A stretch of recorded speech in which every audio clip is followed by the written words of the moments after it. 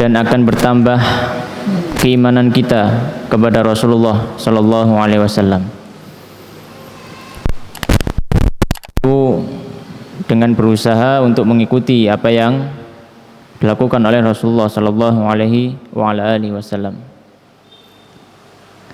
Kita melanjutkan pembahasan yang selanjutnya dari kitab ini. Faqala al-musannif rahimahullahu taala wa nafa'ana bi ilmihi fid dharain. Berkata penulis kitab yaitu Imam Tirmidzi rahimahullahu taala, bab yang ke-13, babu ma jaa fi anna an-nabiy sallallahu alaihi wasallam kana yatakhattamu fi yaminihi. Bab penjelasan di dalam bahwasanya Rasulullah sallallahu alaihi wasallam beliau memakai cincin fi yaminihi di tangan sebelah kanan beliau sallallahu alaihi wasallam. Kalau di bab yang sebelumnya, yang kemarin kita baca, yang di pertemuan sebelumnya kita baca, kita membahas tentang bentuk dari cincin Rasulullah sallallahu alaihi wasallam, dan kita tahu cincin Rasulullah sallallahu alaihi wasallam terbuat dari fiddah, terbuat dari warik atau perak, dan ada kepala cincinnya, dan kepala cincin beliau diukir dengan ukiran Muhammadun Rasulullah. Maka di sini Imam Tirmidzi rahimahullah taala ingin menjelaskan kepada kita tentang bagaimana Rasulullah memakai cincinnya. Kalau pembahasan yang sebelumnya tentang bentuk cincin Rasulullah sallallahu alaihi wasallam, maka pembahasan yang sekarang adalah bagaimana Rasulullah sallallahu alaihi wasallam memakai cincinnya. Maka hadis yang pertama dalam bab ini, qala haddatsana Muhammad bin Sahal bin Askar al-Baghdadi wa Abdullah bin Abdurrahman qala akhbarana Yahya bin Hasan qala haddatsana Sulaiman ibn Bilal an Syarik ibn Abdullah ibn Abi Namir an Ibrahim ibn Abdullah ibn Hunain an abihi an Ali ibn Abi Thalib radhiyallahu taala anhu. Dari sahabat Ali bin Abi Thalib radhiyallahu anhu, sahabat yang masyhur, sahabat sekaligus anak dari paman beliau, berarti sepupu beliau sallallahu alaihi wasallam, juga menantu beliau sallallahu alaihi wasallam. Dari sahabat Ali bin Abi Thalib radhiyallahu anhu, anna nabi, bahwasanya Nabi sallallahu alaihi wasallam, kana yalbasu, bahwasanya beliau memakai khatamahu, cincinnya, fi yaminihi, di tangan kanannya. Bahwasanya Rasulullah sallallahu alaihi wasallam memakai cincinnya di tangan kanannya. Maka di sini ada petunjuk pada kita bahwasanya Rasulullah sallallahu alaihi wasallam terkadang memakai cincin beliau di jari sebelah kanan. Mengapa kita katakan terkadang? Karena dalam beberapa riwayat yang lain bahwasanya Rasulullah sallallahu alaihi wasallam juga memakai cincin di sebelah kiri, di jari sebelah kiri. Akan tetapi Imam Tirmidzi sendiri, beliau lebih condong kepada bahwasanya hendaknya ketika memakai cincin sebelah kanan saja. Ya, buktinya beliau mengatakan dalam awal bab tadi, bab majaa fi anna Nabi sallallahu alaihi wasallam kana yatakhattamu fi yaminihi, bahwasanya Nabi itu memakai cincin di sebelah kanannya. Tapi tidak menutup kemungkinan terkadang Rasulullah juga memakai cincin di sebelah kiri. Ya. Dan para ulama mengatakan memang yang afdal hendaknya memakai cincin di sebelah kanan. Ya. Di sebelah kanan, karena memakai pemakaian cincin itu termasuk bentuk kemuliaan. Maka hal-hal yang ada bau kemuliaan di situ, maka diutamakan di sebelah kanan. Ya. Karena Nabi sallallahu alaihi wasallam yujibuhu tayammun. Nabi sallallahu alaihi wasallam sangat perhatian dalam hal-hal beliau memulai dari sebelah kanan. Kemudian hadis yang kedua atau yang semisalnya, ya, haddatsana Muhammad ibnu Yahya qala haddatsana Ahmad ibnu Salih qala haddatsana Abdullah ibnu Wahab an Sulaiman ibnu Bilal an Syarik ibnu Abdullah ibnu Abi Namir nahwahu. Ya, hadis yang semisalnya. Baik. Jadi di sini Imam At-Tirmidzi rahimahullah taala nanti menyebutkan banyak sekali hadis-hadis yang menguatkan pendapat beliau bahwasanya hendaknya memakai cincin itu di sebelah kanan saja. Banyak hadis yang menceritakan tentang hal tersebut. Ya. Kemudian hadis yang ketiga, beliau mengatakan haddatsana Ahmad ibn Mani', menceritakan Ahmad ibn Mani' qala haddatsana Yazid ibn Harun an Hammad ibn Salamah qala ra'aitu ibn Abi Rafi'. Berkata Hammad bin Salamah. Hammad bin Salamah ini salah satu gurunya Imam Abu Hanifah. Imam Abu Hanifah rahimahullah taala cukup lama berguru pada Hammad bin Salamah. Beliau mengatakan, ra'aitu ibn Abi Rafi'. Aku melihat Ibnu Abi Rafi' yatakhattamu, beliau memakai cincin fi yaminihi, di jari kanannya. Fasa'altuhu, maka aku pun bertanya kepada beliau an dzalika, tentang hal tersebut. Faqala, maka beliau mengatakan, ra'aitu Abdullah ibni Ja'far, aku melihat Abdullah bin Ja'far yatakhattamu, beliau memakai cincin fi yaminihi, di sebelah kanannya, di jari, di tangan kanannya.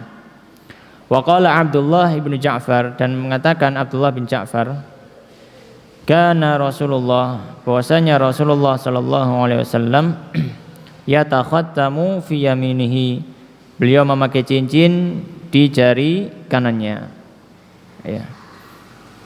Ini hadis yang senada tapi dari riwayat sahabat yang lain, yaitu sahabat Abdullah bin Ja'far. Ya.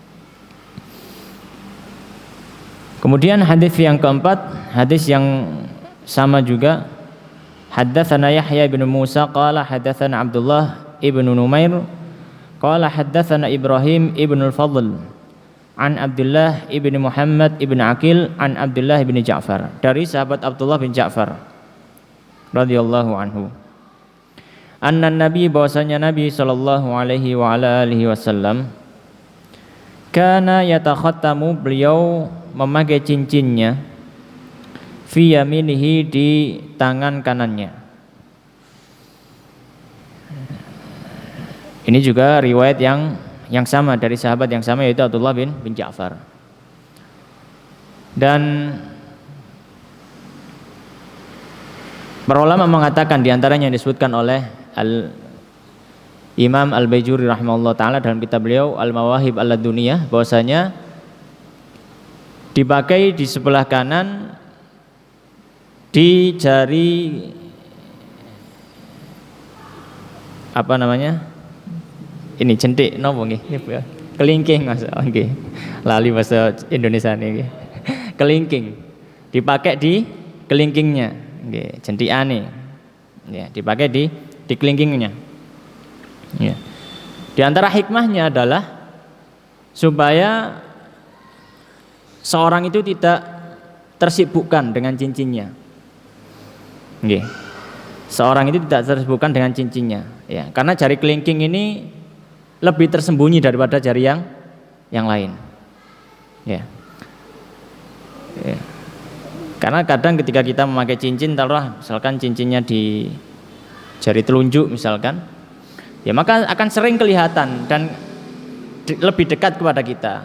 Nah, itu kadang kalau melihat cincinnya bagus misalkan, baru beli atau apa itu dilihat saja ya. Nanti terkadang ada timbul rasa bangga, rasa ujub dan lain sebagainya. Maka di antara hikmahnya kenapa dipakai di kelingking supaya tidak menyibukkan dirinya dengan perhiasan. Di antara hikmah yang lainnya juga adalah ketika melakukan pekerjaan-pekerjaan itu supaya cincinnya tidak mengganggu. Supaya cincinnya tidak mengganggu. Karena ketika kita melakukan suatu ya, misalkan makan atau apa gitu ya. Itu kan jarang ya kelingking kita ikut gitu ya, atau melakukan pekerjaan apa. Biasanya yang sering bekerja ya jempol sama telunjuk atau jari manis dan jari tengah. Kelingking jarang. Jadi termasuk hikmahnya adalah supaya ketika kita melakukan pekerjaan, kita beraktivitas, cincin ini tidak mengganggu. Cincin ini tidak mengganggu. Ya. Dan makanya di pembahasan yang sebelumnya nanti juga ada disebutkan di sini hadis yang berikutnya bahwasanya Rasulullah SAW dalam riwayat disebutkan wa kana fasuhu yali kaffihi. Rasulullah ketika memakai cincin, kepala cincinnya tidak di atas, akan tapi di bagian dalam. Ya, supaya tidak menyibukkan. Ya, supaya tidak menyibukkan. Ya. Terkadang ketika ditaruh di atas ya mungkin bisa terjadi ketika berkumpul ada sisi pamer gitu ya dan sebagainya ya, ini akik terbaru misalkan ya dengan batu yang macam-macam ya, maka Rasulullah SAW menaruh di bagian dalam ya, dan ini adalah petunjuk dari Rasulullah SAW. Kemudian hadis yang berikutnya haddatsana Abul Khattab Ziyad bin Yahya qala, beliau mengatakan haddatsana Abdullah ibn Maimun an Ja'far ibn Muhammad an abihi an Jabir ibn Abdullah, dari sahabat Jabir bin Abdullah radhiyallahu anhu anna Nabi, bahwasanya Nabi sallallahu alaihi wasallam kana yatakhattamu, bahwasanya beliau memakai cincin fi yaminhi di jari kanannya, ya. Ini juga hadis dari sahabat yang lain yaitu Jabir bin Abdullah. Ya. Kemudian juga hadis yang senada dari sahabat yang lain, jadi banyak riwayat dari sahabat yang berbeda-beda tentang bahwasanya Rasulullah SAW ini memakai cincin di jari kanannya. Hadis yang selanjutnya haddatsana Muhammad bin Humaid Ar-Razi qala haddatsana Jarir an Muhammad ibn Ishaq an Salt ibn Abdullah qala, dari As-Salt bin Abdullah beliau mengatakan kana Ibnu Abbas, bahwasanya sahabat Ibnu Abbas radhiyallahu anhu yatakhattamu, beliau memakai cincin fi yaminihi di jari kanannya,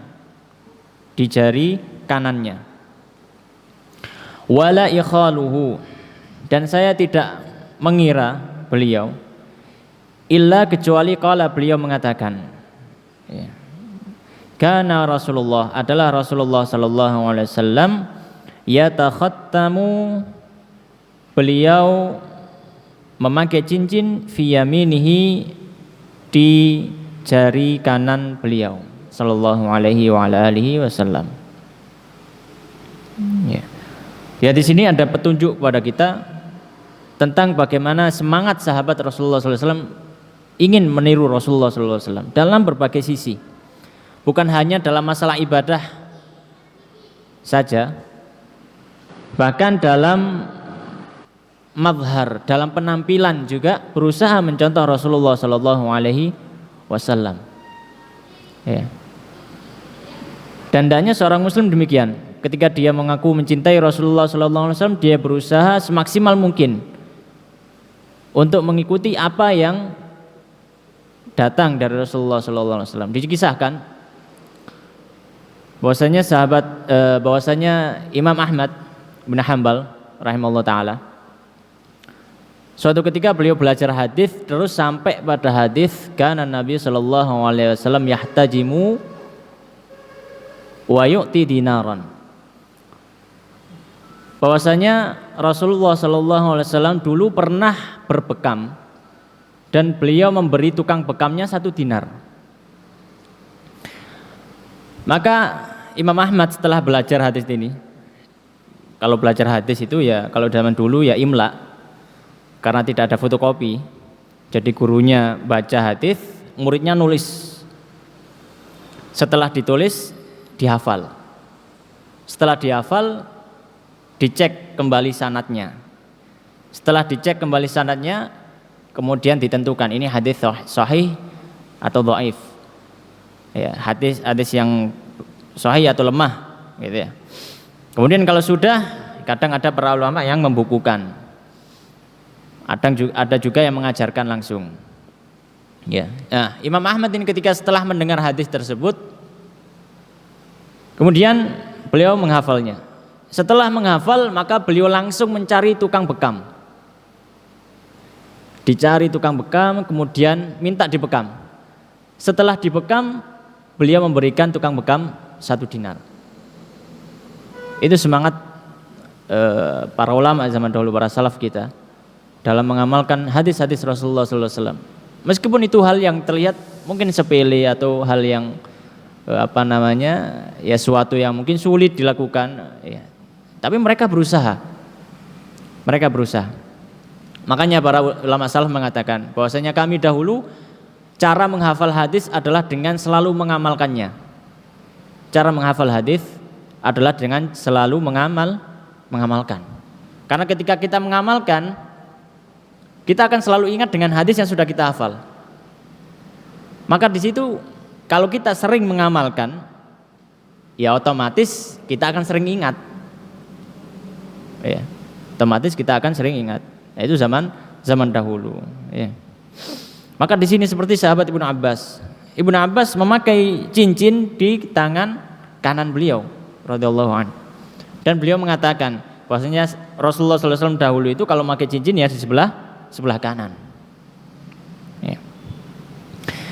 Kemudian hadis yang berikutnya, hadis yang ke-7 dalam bab ini. Haddatsana Muhammad ibn Abi Umar qala haddatsana Sufyan an Ayyub ibn Musa an Nafi' an Ibnu Umar.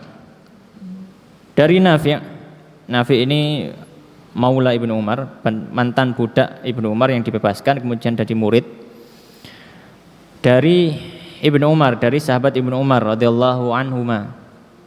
Dan Ibnu Umar termasuk atau sahabat yang dikenal dengan semangat beliau untuk mengikuti sunnah-sunnah Rasulullah SAW.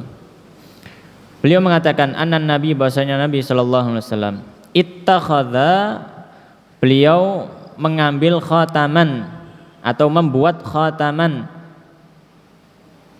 cincin min fiddatin, dari perak. Wa ja'ala, dan meletakkan fassahu, kepala cincin, mimma yali kaffahu, di bagian dalam dari tangan beliau, jadi di telapaknya. Wa naqasya fihi, dan beliau mengukir pada kepala cincinnya tadi Muhammadun Rasulullah, Muhammad Rasulullah. Wa naha, dan melarang anyan kusya, untuk mengukir ahadun, seseorang, alaihi, atas cincinnya, yaitu atas nama seperti Muhammadun Rasulullah. Jadi Rasulullah melarang seorang mengukir cincinnya dengan nama yang sama, Muhammadun Rasulullah. Wa huwal ladzi, dan cincin ini yang saqata, terjatuh, min Mu'aikib, dari sahabat Mu'aikib, fi bi'ri Aris, di sumur Aris. Ya, sumur Aris, sumur yang ada di Madinah, ya, dekat dengan Masjid Quba. Dalam hadis ini ada beberapa hal yang perlu kita cermati. Yang pertama adalah sunnah yang sudah atau khabar yang telah sampai kepada kita bahwasanya Nabi SAW memakai cincin dan kepala cincin beliau ditaruh di dalam, tidak di atas. Ya.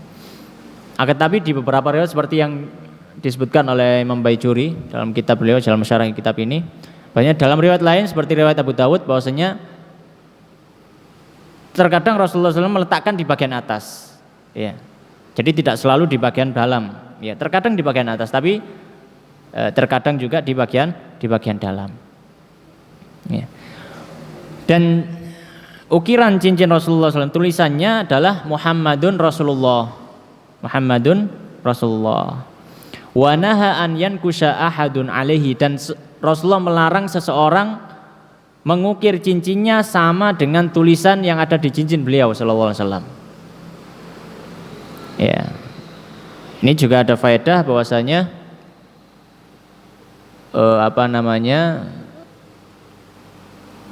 pernah ya, atau mungkin sampai sekarang masih ada ya, ada yang menjual cincin dengan tulisan Muhammad Rasulullah, ya. Kalau nggak salah pernah melihat saya. Ya. Jadi ada orang yang menjual seperti ini. Ya kalau kita katakan apakah halal, ya tetap halal. Ya boleh. Tapi ya lebih afdal hendaknya tidak menjual cincin dengan nama Muhammad Rasulullah SAW seperti itu. Ya. Karena ada larangan dari Rasulullah SAW seorang untuk mengukir cincinnya dengan nama Muhammadun Rasulullah SAW. Adapun memakainya tidak masalah. Adapun memakainya tidak masalah. Sebagaimana disampaikan para ulama bahwasanya pelarangan ini ya berlaku ketika Rasulullah masih hidup. Alasannya kenapa? Alasannya supaya tidak terjadi kekeliruan. Ya, tidak terjadi kekeliruan karena cincinnya Rasulullah yang sudah pernah kita sampaikan juga di pertemuan sebelumnya. Cincinnya Rasulullah ini kan dipakai juga untuk stempel suratnya Rasulullah. Jadi kalau misalkan ada orang yang memakai cincin yang sama, ya dikira orang tersebut yang menjadi Rasulullah ketika di zaman beliau. Tapi di zaman setelahnya cincin ini diwariskan kepada khalifah para pemimpin setelahnya. Ya. Maka di sini ada petunjuk bahwasanya boleh memakai cincin dengan ukiran Muhammadun Rasulullah seperti itu setelah Rasulullah wafat. Ya. Tapi untuk menjadikannya bahan untuk mencari uang, nah itu yang menjadi sesuatu yang perlu diperbaiki, ya, perlu diperbaiki. Ya. Wa nahan yankusha ahadun alaihi wa huwa alladhi saqata min mu'aikib fi bi'ri aris, dan juga di pembahasan bab sebelumnya kita tahu bahwasanya ketika Rasulullah wafat, cincinnya diwariskan kepada Abu Bakar, kemudian kepada Umar, kemudian kepada Utsman, kemudian di riwayat di hadis yang sebelumnya diceritakan bahwasanya di zamannya Utsman cincin ini hilang. Kenapa? Karena jatuh di sumur Aris, ya, jatuh di sumur Aris, ya. Dan di situ para ulama mengambil suatu hikmah dari hal tersebut bahwasanya itu adalah pertanda bahwasanya ketika cincinnya Rasulullah hilang, maka akan mulai terjadi huru hara, ya. Mulai terjadi huru hara. Karena mulai terjadi fitnah, ya. Ya, mulai terjadi fitnah yang besar itu sejak zamannya sahabat Utsman. Ya, sejak Khalifah Utsman terbunuh, maka fitnah itu tidak pernah putus. Ya, maka para ulama mengatakan bahwasanya di situ merupakan isyarat ketika cincinnya Rasulullah hilang di zamannya Utsman, maka terjadi huru hara di zaman beliau dan zaman-zaman setelahnya. Ya, tapi di sini mengapa dikatakan wa huwal ladzi saqata min mu'aikib? Kenapa dikatakan bahwasanya cincin yang dipakai Rasulullah itu jatuh ketika dibawa mu'aikib? Ya. Maka di sini para ulama mengatakan bahwasanya ketika di zamannya Abu Bakar, Umar dan Utsman itu memang benar, cincin ini diwariskan kepada para khalifah. Tapi yang megang bendanya, penanggung jawab bendanya itu adalah mu'aikib ini. Yang memegang bendanya adalah mu'aikib. Ya, baru ketika ada kebutuhan maka para khalifah mengambilnya kemudian dibuat stempel. Ya, atau dipakai terkadang seperti itu. Ya, jadi yang megang itu adalah mu'aikib sebagaimana mushaf. Ya, sebagaimana mushaful imam, ya, itu yang megang adalah pertama Abu Bakar karena mushaf itu dikumpulkan dua kali, ya, dikumpulkan dua kali di zamannya Abu Bakar dan zamannya Utsman.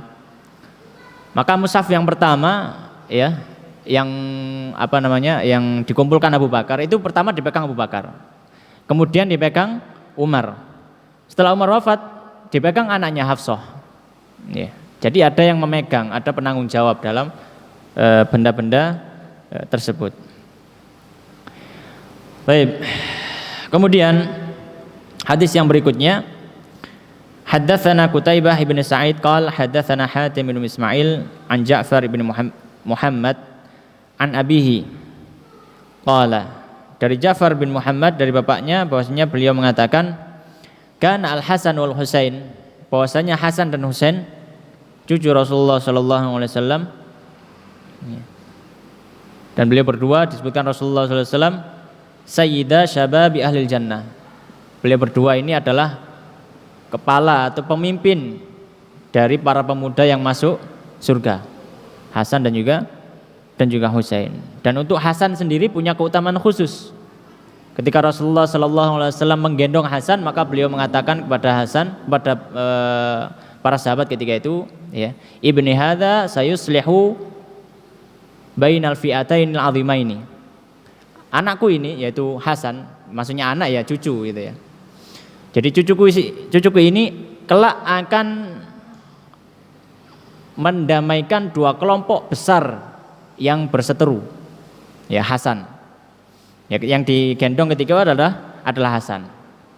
Ya, maka itu terjadi ketika di zamannya Muawiyah, ya. Di zamannya Muawiyah, ya.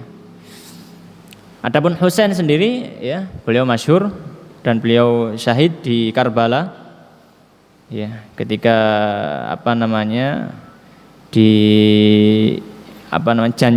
janji yang disampaikan oleh ahli Kufah diingkari, karena Husain ini dijanjeni sama ahli Kufah, datanglah ke Kufah, nanti kita akan membayatmu untuk menjadi Amirul Mukminin. Sedangkan di zaman itu ada kekuasaan Muawiyah, ya, kekuasaan Muawiyah.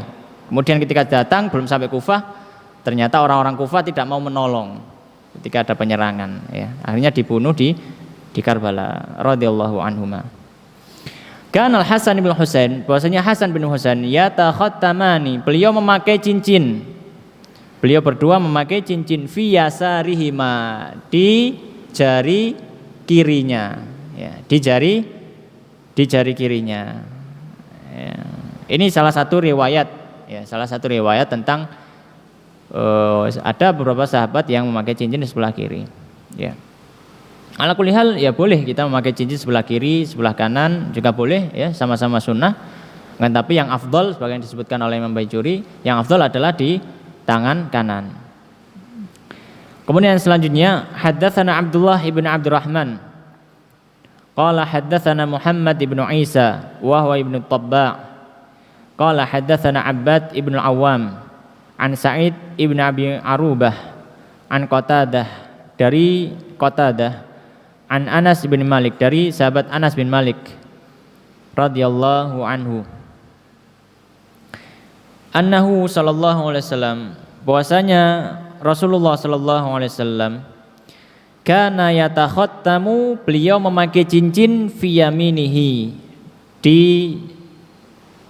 jari kanannya, ya, di jari kanannya, ya. Wa qala Abu Isa, dan berkata Abu Isa, yaitu Imam Tirmidzi, ya, hadza haditsun gharib, ini adalah hadis yang gharib, la na'rifuhu min hadithi Sa'id ibn Abi Arubah, kita tidak mengetahuinya dari hadis Sa'id bin Abi Arubah, an Qatadah, dari Qatadah, an Anas, dari Anas, anin Nabi sallallahu alaihi wasallam, dari Nabi sallallahu alaihi wasallam, nahwa hadza, seperti ini, illa min hadzal wajhi, kecuali dari sisi ini, ya. Jadi sebenarnya Imam Tirmidzi sendiri tahu bahwasanya ada hadis-hadis yang mengatakan bahwasanya Nabi sallallahu alaihi wasallam memakai cincin di jari kirinya. Akan tetapi bahkan di dalam Sunan Tirmidzi sendiri bahwasanya beliau mendhaifkan hadis yang menyampaikan bahwasanya Nabi memakai cincin di jari jari kiri. Makanya beliau lebih condong menguatkan bahwasanya yang termasuk sunnah adalah memakai cincin di jari kanan, ya. Wa rawa ba'du ashabi Qatadah, dan beriwayatkan sebagian dari murid Imam Qatadah, an Qatadah dari Qatadah, an Anas dari Anas bin Malik, dari Anas bin Malik, anin Nabi dari Nabi sallallahu alaihi wasallam, annahu kana, bahwasanya beliau sallallahu alaihi wasallam, yatakhattamu, beliau memakai cincin fi yasarihi, di jari kirinya.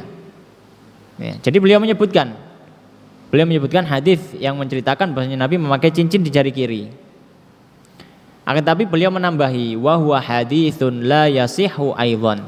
Akan tapi hadis tersebut tidak sahih. Maka Imam Tirmidzi sendiri lebih condong kepada pendapat yang mengatakan bahwasanya yang sunnah adalah memakai cincin di jari kanan, bukan jari kiri. Ya, wallahu alam. Kemudian hadis yang berikutnya, hadis yang terakhir dari bab ini, bab tentang cincinnya Rasulullah SAW. Qala haddatsana Muhammad ibnu Ubaid al-Muharibi, qala haddatsana Abdul Aziz ibn Abi Hazim, an Musa ibn Uqbah, an Nafi', dari Nafi', an Ibnu Umar, dari Ibnu Umar radhiyallahu anhuma. Qala, beliau mengatakan, ittakhadha Rasulullah sallallahu alaihi wasallam membuat khataman, cincin, min zahabin, dari emas. Fakana, dan beliau yalbasuhu, memakainya, fiyaminihi, di jari kanannya. Fattakhadhan nasu, maka manusia pun memakai khawatima, cincin-cincin, min zahabin, dari emas pula. Fatarahahu sallallahu alaihi wasallam, kemudian Rasulullah sallallahu alaihi wasallam melemparkan cincin emas tersebut. Wa qala, dan beliau mengatakan, la albasuhu abadan, saya tidak akan memakainya selama-lamanya. Fatarahan nasu, maka manusia pun melemparkan khawatimahum, cincin-cincin mereka, radhiyallahu anhum. Ya. Di hadis ini ya disebutkan bahwasanya Nabi sallallahu alaihi wasallam pernah memakai cincin dari emas, ya. Pernah memakai cincin dari emas sebelum turun wahyu pengharaman tentang larangan laki-laki memakai perhiasan dari emas. Ya. Larangan laki-laki memakai emas secara mutlak. Secara mutlak. Laki-laki tidak boleh memakai emas secara mutlak. Baik itu di cincinnya atau di barang-barangnya atau di alat perangnya. Ya. Kalau misalkan ya pernah lihat itu ada HP yang ada lapisan emasnya, kalau tidak salah ya. Ada lapisan emasnya.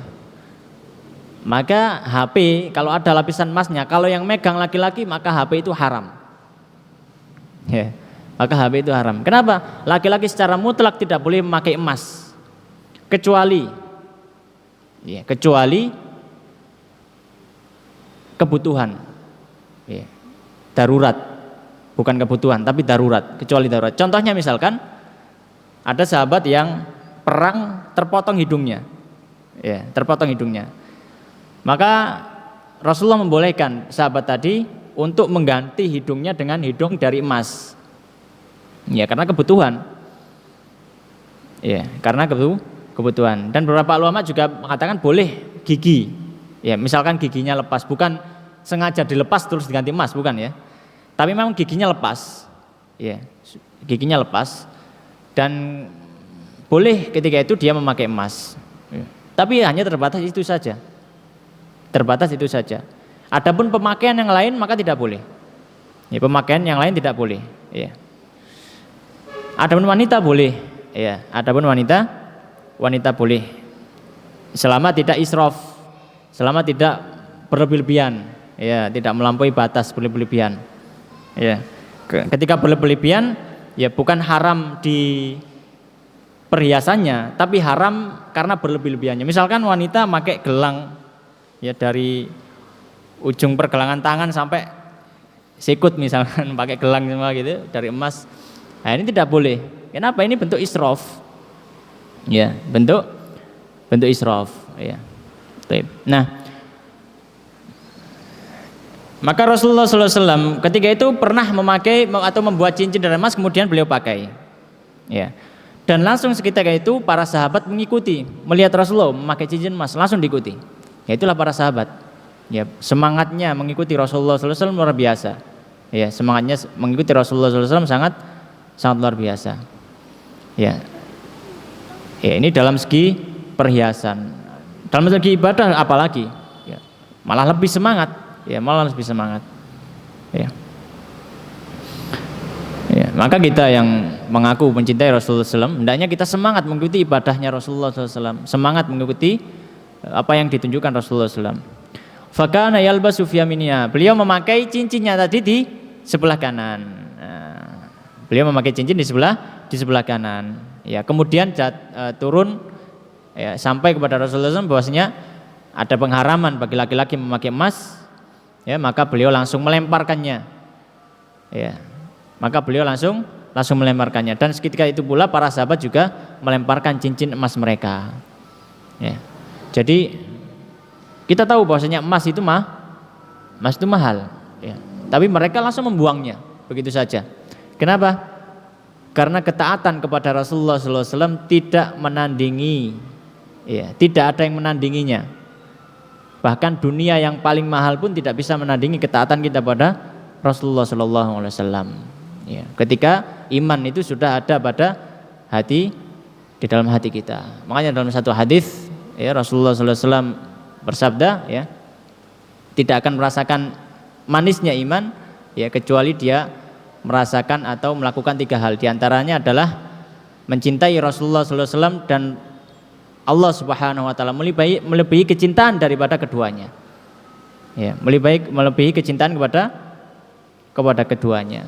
Ya, maka kita sebagai seorang Muslim mencintai Rasulullah SAW, ya, dengan mengikuti beliau dan tidak kita taati seseorang pun siapapun melebihi ketaatan kita kepada Rasulullah SAW. Ya, mungkin adzan dahulu kemudian kita akan lanjutkan sedikit. Dan kita lanjutkan sedikit. Ya. Dan termasuk sebelum kita masuk ke bab berikutnya, ya, termasuk yang terjadi di antara kaum muslimin ketika nikah biasanya, ya, ada tukar cincin, biasanya cincinnya terbuat dari emas. Kita katakan kalau itu untuk yang laki-lakinya maka tidak boleh. Hal seperti ini haram. Ya, tapi kalau untuk perempuannya boleh. Ya, kalau untuk perempuannya boleh. Ya. Tapi kalau misalkan tidak dipakai, ya, diberikan kemudian diambil sama yang laki-laki kemudian dikantongin disimpan aja, nggak dipakai, ya nggak masalah. Ya. Tapi masalahnya ketika sudah dimasukkan ke jari maka di situ pengharaman mulai berlaku. Ya. Ya, kalau misalkan mau memberi hadiah cincin, ya misalkan, ya, kepada pasangannya, ya, kepada laki-laki misalkan, ya lebih baik cincin yang terbuat selain dari emas, ya, bisa perak, bisa besi, bisa yang lainnya. Kemudian bab yang selanjutnya, ini hadisnya hanya sedikit, sekitar 5 hadis. Faqala al-musannif rahimahullah taala, berkata Imam Tirmidzi rahimahullah taala, bab yang selanjutnya bab majaa, penjelasan fi sifati, dalam sifat sayfi Rasulillah, pedangnya Rasulullah sallallahu alaihi wasallam. Ya, pedang pada zaman dahulu merupakan suatu yang hampir, ya, tidak pernah terlepas dari genggaman kaum muslimin. Ya. Bahkan ketika khutbah, para ulama dalam kitab fikih mereka mengatakan termasuk boleh ketika khutbah megang pedang. Ketika khutbah megang pedang boleh. Ya.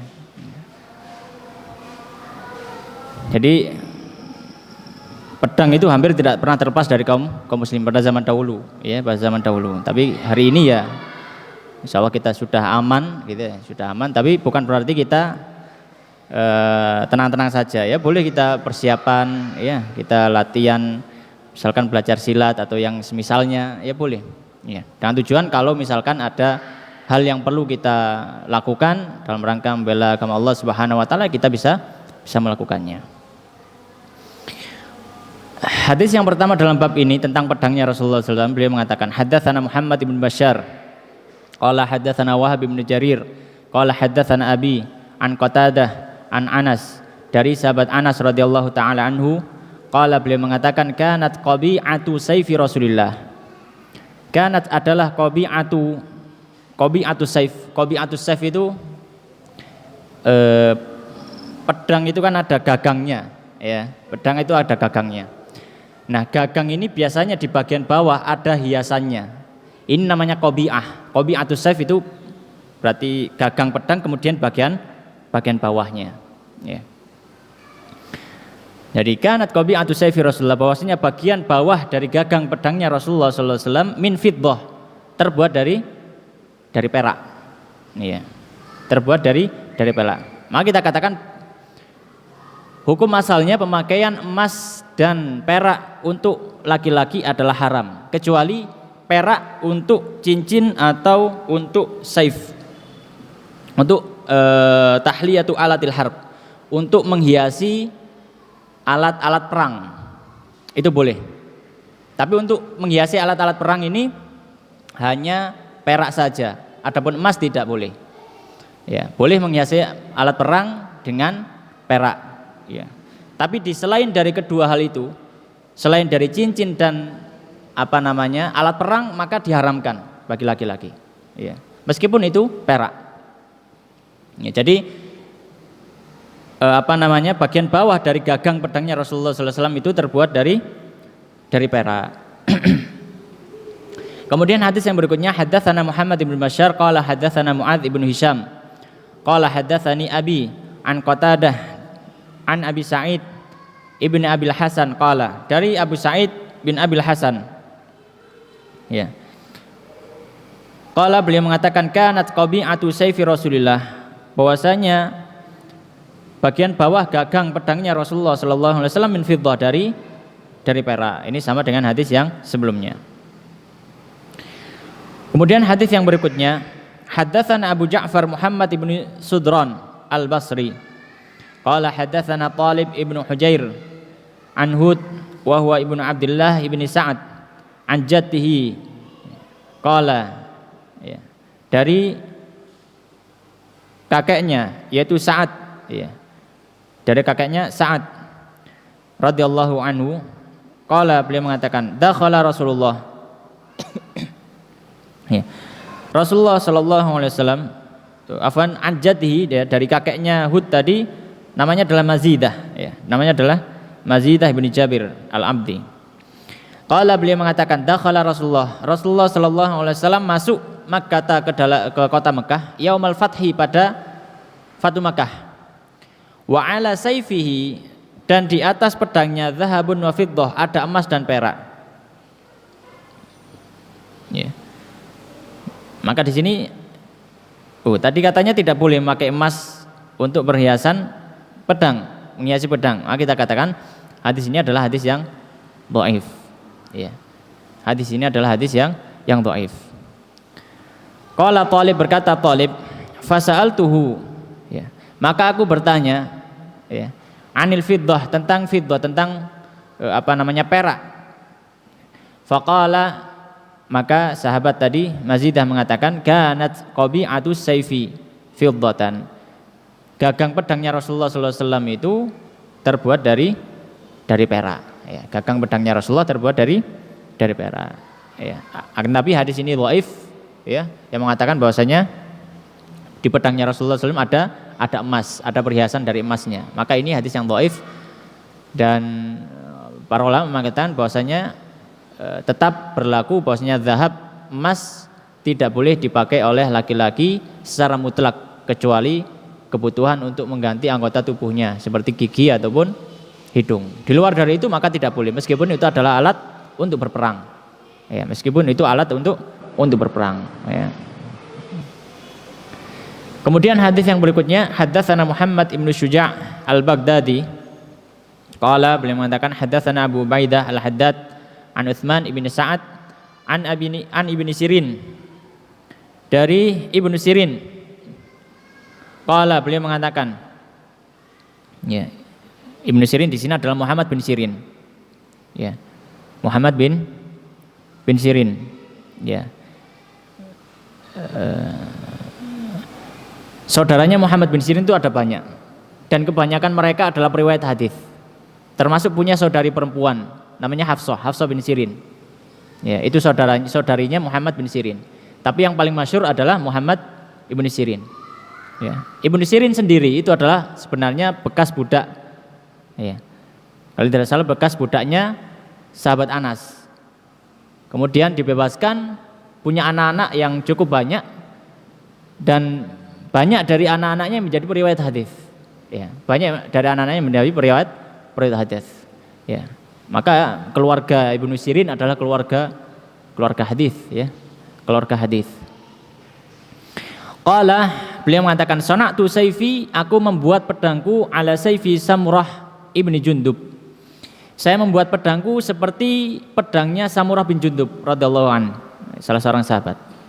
Wa za'ama Samurah, dan Samurah mengatakan, annahu, bahwasanya dia sana'a, membuat sayfahu, pedangnya, ala sayfi Rasulillah, sebagai mana pedangnya Rasulullah sallallahu alaihi wasallam. Wa kana hanafiyan, dan pedangnya Rasulullah sallallahu alaihi wasallam itu pedang jenis Hanafi. Apa maksudnya pedang jenis Hanafi? Pedang yang dibuat oleh Bani Hanifah. Pedang yang dibuat oleh Bani Hanifah. Kabilah atau suku asal dari Musailamah Al-Kadzab. Ya, itu Bani Hanifah. Ya. Maka di tanah Arab ketika itu di zaman Rasulullah, kabilah yang paling bagus dalam membuat pedang adalah kabilah Bani Hanifah. Mereka terkenal membuat pedang sangat bagus. Maka Samurah pun membuat pedang kepada mereka. Ya, tukang pandainya itu orang-orang Bani Hanifah. Maka Muhammad bin Sirin, ya, juga membuat pedang kepada orang-orang Bani Hanifah. Ya. Itu adalah pedangnya Rasulullah Shallallahu Alaihi Wasallam. Ya. Dan diceritakan, ya, ada pedang yang paling bagus di dunia, ya, katanya. Ya, tapi Allah alam, yaitu pedangnya Salahuddin Al-Ayyubi dan juga para pasukannya. Ya, ketika melawan tentara Salib. Ya, katanya itu pedang paling tajam di dunia. Bahkan saking tajamnya dia bisa merobek besi.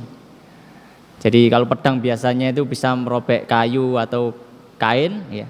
Pedangnya Salahuddin ini bisa memotong besi. Ya, makanya ketika mereka berperang katanya, meskipun musuhnya pakai baju zirah, pakai baju besi, ketika ditebas dengan pedangnya itu bisa tembus. Ya. Dan itu dibuat oleh tukang pandai Damaskus. Ya, tukang pandai Damaskus. Jadi dikenal dengan pedang Damaskus. Ya, dikenal dengan pedang Damaskus. Ya. Akan tetapi generasi pembuat pedang di Damaskus yang terkenal itu katanya sudah habis, sudah hilang. Jadi sudah tidak ada. Ya, itu katanya pedang paling tajam di dunia sampai saat ini. Ya. Kemudian yang hadis yang terakhir dalam bab ini adalah, ya, haddatsana Uqbah ibnu Mukram Al-Basri qala haddatsana Muhammad ibnu Bakar an Utsman ibnu Sa'ad bihadzal isnad nahwihi. Ya, hanya menyebutkan sanadnya saja. Ya, sanad yang agak berbeda, akan tetapi riwayatnya sama, bahwasanya sahabat Samurah bin Jundub menyampaikan bahwasanya pedangnya Rasulullah itu dibuat oleh Bani Hanifah. Ya. Ini adalah apa yang bisa kita baca dari hadis-hadis Rasulullah SAW. Semoga dengan membaca hadis-hadis Rasulullah, mengetahui kepribadian dan juga kehidupan Rasulullah SAW, semakin tumbuh kecintaan kita kepada baginda Rasulullah SAW. Ya, demikian. Allah Ta'ala alam wa sallallahu ala sayyidina wa damini Muhammadin wa ala alihi wa ashabihi ajma'in. Subhanakallahumma wa bihamdika asyhadu an la ilaha illa anta astaghfiruka wa atubu ilaik. Wa akhiru da'wanil hamdulillahi rabbil alamin. Assalamualaikum warahmatullahi wabarakatuh.